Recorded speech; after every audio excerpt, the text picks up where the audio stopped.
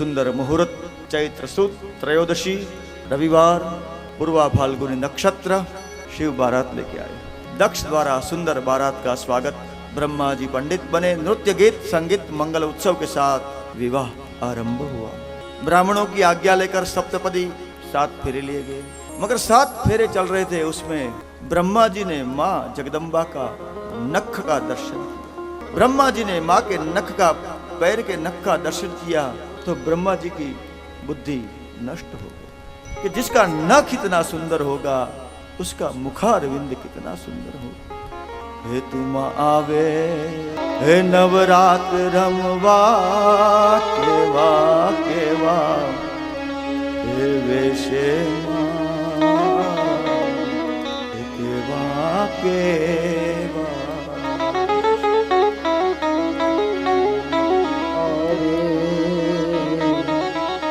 हे नवरात्र रमवा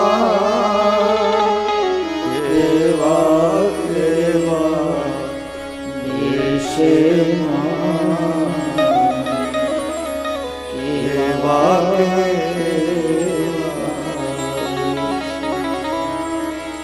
माँ जगदम्बा को हम कैसे समझ सकते हैं? सिर्फ माँ के अंगुष्ठ का नख देख लिया, ब्रह्मा जैसे विरंची देव कमान छटक गई साहब। उसको लगा कि मुझे माँ के मुख का दर्शन करना चाहिए, मगर घुम्मट खींचा हुआ था। पानी ग्रहण की विधि चल रही है, सप्तपदी 7 फेरे हो रहे थे। क्या करे क्या करे? ब्रह्मा जी लाला ही अपने आप को रोक नहीं सके। पंडित थे, अग्नि चल रही थी, ज्यादा घी डाला, अग्नि को विराम कर दिया। गीले लकड़े डाले ताकि अग्नि की जगह धुआं हो। धुआं निकला, कुछ दिखता नहीं है। ये ब्रह्मा जी कथा कर रहे हैं और ब्रह्मा जी बोले, वेदव्यास लिखते हैं, ततो वस्त्रम समुक्षित्यम सती वक्त्रम अहम। नारद जी, तब मैंने ये पराक्रम किया, ये दुष्ट पराक्रम किया और भगवती सती अम्बा का घूंघट उठा के मैंने मुख का दर्शन किया। मेरे जीवन में मैंने बड़ी भूल कर दी। भगवान महादेव को गुस्सा आया। त्रैलोक्येऽपि न अज्ञातम गूढ़म तस्मात् कथम विधे।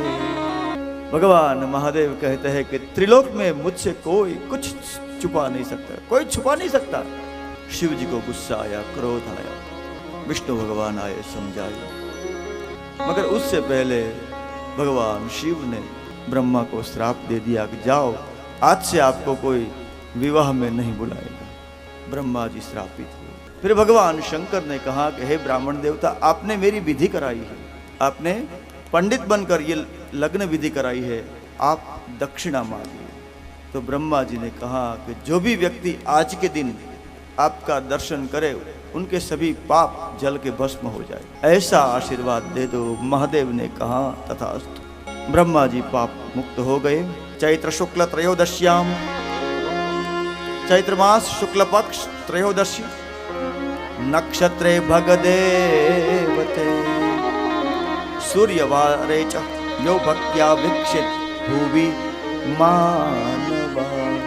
कोई बड़ा द्रोह हो गया है, कोई बड़ा अपराध हो गया है, तो इस दिन महादेव का दर्शन अभिषेक करने से दुर्भंगा वंद्या कुरु आदि नारी निर्दोष हो जाए।